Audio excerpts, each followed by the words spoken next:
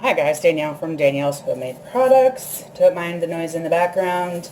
You probably saw a video yesterday of me dehydrating marshmallows, which my dehydrator I scooted over and is over there running. So I try to film more than one video in a day if I can. But I was telling a friend about this nifty little trick not too long ago, so I figured I'd go ahead and film it and kind of give you an idea of a way to save yourself some time on a day when you've got a little extra time or you're going to be at home anyway. So I have this talking hand, as Jay Morrell would say, sorry.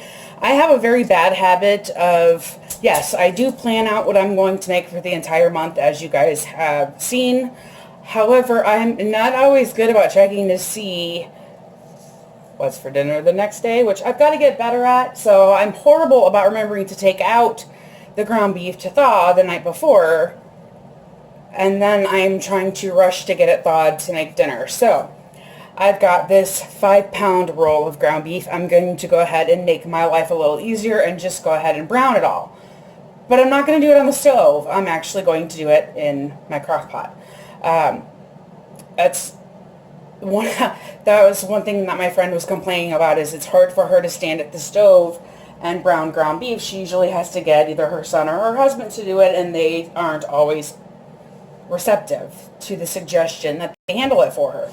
So I was telling her about this. So what I'm going to do is take this, go ahead and stick it in my crock pot. I'm going to break it up, which I need to grab me a spatula. I'm going to break it up a little bit to at least get it started. And then every so often I'll come back in here and check on it and, again, break it out some more, skim off any fat, anything like that. So I've got gloves on because I am funny about meat germs, and the cold meat can make my hands ache like crazy. I've got some aluminum foil down on the table because I didn't know how messy this was going to be between getting this open and pulling out the grease from the pan and everything else, like that thing going flying, because it does every time I cut when I'm open. So, and I'm going to get my crock pot on low. You can do it on high if you want to, but really there's no need. It'll only take a couple of hours. So, get my hunka. Gosh, sorry, that was loud and very, very annoying. Sad part was I knew that was probably going to be the case, and I still attempted it anyway. Now I got this roll of ground beef at Aldi today when I went to the grocery store. There have been times where, again, I've gotten a big thing of beef with the intention of cooking it out, and I just threw it all in the freezer. Yes, you can throw it in the crock pot frozen. It will take a little bit longer, and you'll want to probably watch it pretty closely, at least initially. Just because, I'm going to go ahead and take my gloves off now. Just because where it is touching the bottom of the crock pot, it could brown faster than it's defrosting, and you certainly don't want it to burn. And that would not taste good.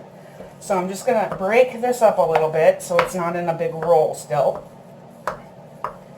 And I've got it on low.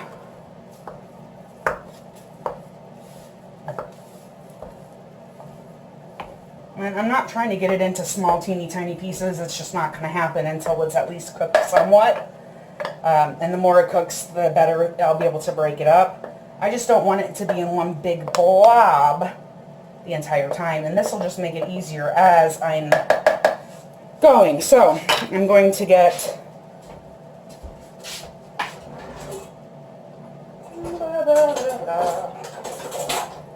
my brain to function properly. I always put my grease from anything in an old, this thing is an old, pickle jar, and get my little bobber thingy, whatever that thing's called, baster, I think. So I'm going to put the lid on my crock pot. As soon as I get that piece of thing off my hand, I'm going to go ahead and put the lid on my crock pot and set my timer for probably about half hour, 45 minutes, and I'll come back and check on it, and I will bring you along. See you soon. So I'm back. It's been about 45 minutes. Try to zoom you in a little bit. I'm going to give this stuff a mash. It is starting to cook. As you can see, the stuff on the bottom is browning. And some of the grease is starting to come out.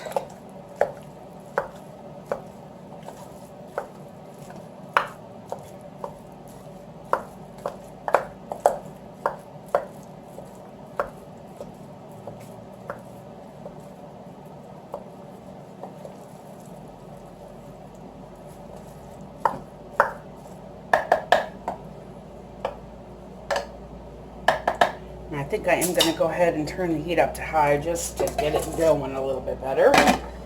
That's the update. I'll bring you back the next time I crunch it up. Chop it up. Whatever you want to call it.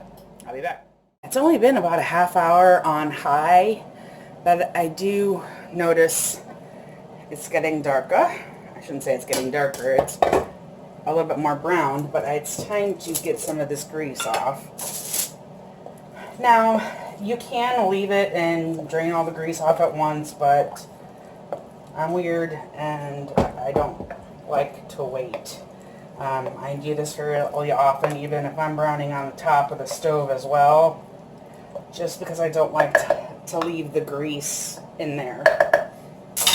And I may not get much out initially, but I'll do this every time I check it if there is any that need to be sucked up.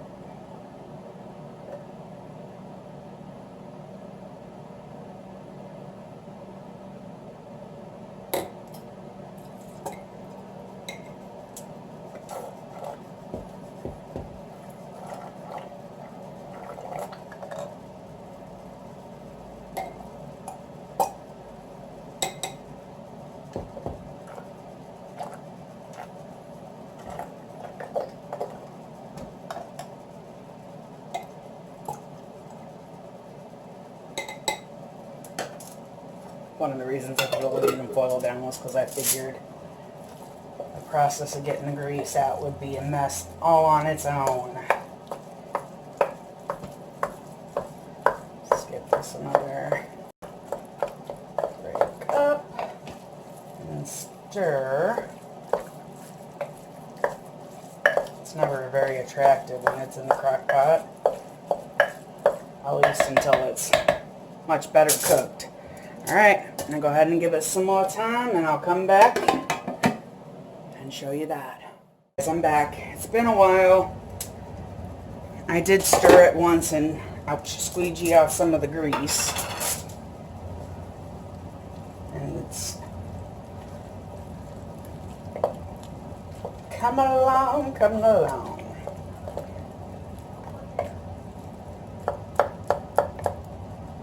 Get some more of the grease off.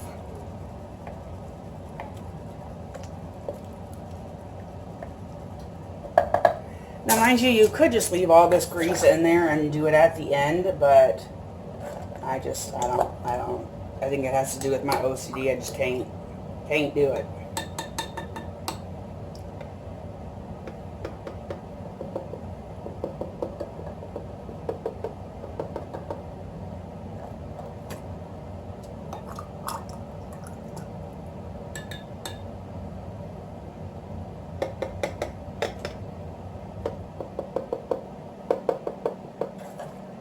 I do hate it when it gets clogged, though. My jar's getting awfully full.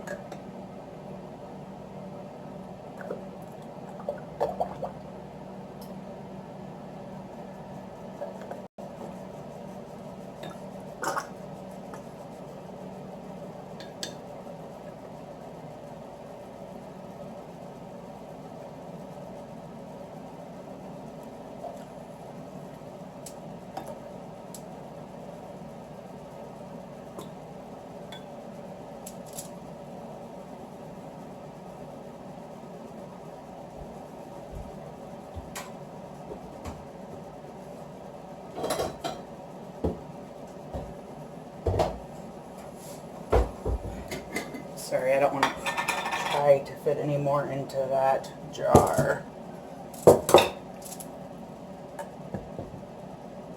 I've had some bad experiences with jars that I've attempted that with.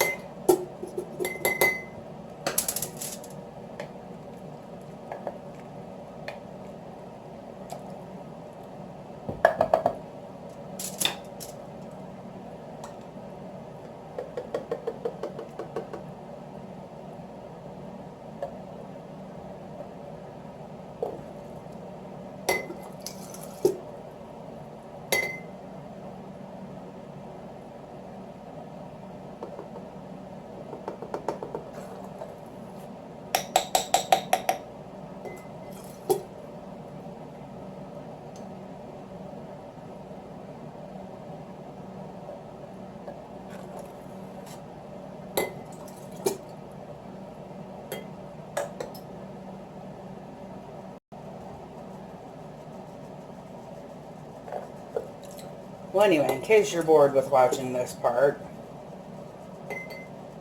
I will bring you back once the meat is finally finished and give you kind of an idea of how long it took. Though again, you know, every crock pot might be a little different, and again, that might vary too depending on how much meat you're doing at one time. So, I'll bring you back when it's done so you can see the final product. I'm back. And this looks like it is pretty well done to me.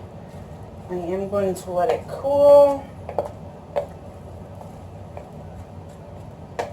And it looks like there isn't much in the way of grease left in here. I've been scooping it out or syringing it out, whatever the heck you want to call it. Sorry, it's late. My brain ain't functioning at full force right now. So I'm going to turn this off and let this cool, and then I'm just going to package it up, and I'm planning on using this for walking tacos later in the week. But honestly, you can, you know, separate it up, use it, you know, package it up 1 pound packages, however you are going to use it, stick it in the freezer, and then all it really takes then is a matter of reheating it whenever you're ready to use it. So that, or you can jar it up and can it if that's something that you prefer to do. But there you have it, ground beef, quote unquote browned in the crock pot. An easy way to get it done so you're not having to stand over a hot stove. Takes, you know, a little bit of time here and there to go in and stir it, siphon off the extra grease. But another thing that you could do, like I said too, instead of siphoning it off like I'm doing, or I've been doing the whole time it's been cooking, is to let it just cook completely through, and then once it's done, to strain it and rinse the meat to get the excess grease off of it. I personally don't necessarily think that's needed, because I don't want that all going down the drain, and to have to dirty another pot just seems kind of silly to me. But again, that would be completely up to you on whether or not you wanted to do that. So there you have it. The easy way to brown a large amount of ground beef at one time is to use your crock pot. And you can see how pretty it looks. I guess I should make sure you can see how pretty it looks. I'll give you a close-up in just a second so you can see the beef. And it's not, honestly, a reason I came in here to check it was because I could smell it. So I'll bring you right back for a close-up. There you go. You can see it's not overly greasy any more than it would be if you did it on the stovetop. It's nice and crumbled. And like I said, I'm going to let this cool and just come down to room temperature, and then I probably will separate this into 2 different bags and put them in the freezer, making sure I date them so I know when they were done. But there you have it. Now you've got ground beef ready for whatever you're making. Chili, tacos, sloppy joes, any of that kind of thing. So I'm going to let this cool. I've already turned it off. Yeah, make sure I actually did that. So yeah, it's turned off. I'm going to let it cool, and then I will bag it up, mark it, and put it in the freezer. So I'll see you next time.